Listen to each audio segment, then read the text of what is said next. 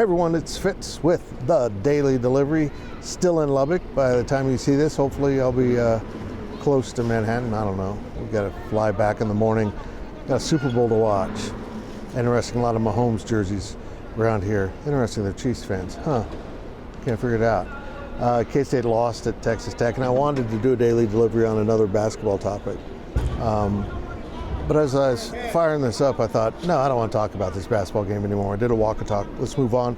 Let's move on to the Collin Klein saga, because if you noticed, what was it, on Thursday morning, so it went up at midnight, my daily delivery was this kind of vague thing about making sure you pay assistant coaches, associate head coaches, coordinators a competitive salary, where, you may not be one of the blue bloods, you may not be able to pay all the huge money that some of these schools do, but you got to try to keep up.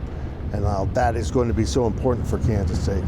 Well, full disclosure, we knew something was going on with Collin Klein and Notre Dame. We just didn't have it verified enough. But I saw this as an indication that they're coming. They're going to come for Joe Klanderman. They're certainly going to come for Jerome Tang. Chris Kleiman's had people after him.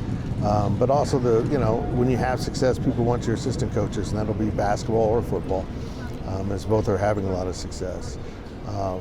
But we never expected the Klein thing. We were actually late to it, even though nobody had reported on it. We didn't realize how far down the road it was. And by the next morning, by the time most of you saw that daily delivery, we knew that Klein was a candidate. And then, lo and behold, we found out he was there in South Bend interviewing. So, of course, he came back. And as I woke up late on Friday morning, I went to bed late on Thursday, it looked like he was going. All sources we were discussing it with said it's going to take a miracle. Well, apparently a miracle happened, and Collin Klein stuck around with Kansas State. And, yeah, a part of it is it's home. And, the temptation of the money and the brand and all that was great. But at the end of the day, when you got down roots and your feet feel like they're in the right point of the earth, the right place at the right time, you don't move on, even if there is great temptation. And I think as Collin reflected on it with his wife and family, it became clear that they belong in Manhattan. And I'm glad he stayed. He's a great young coach. He'll be a head coach someday, and it'll be very interesting to see when. But it's just a lesson that I'm sure K-State will get him more money.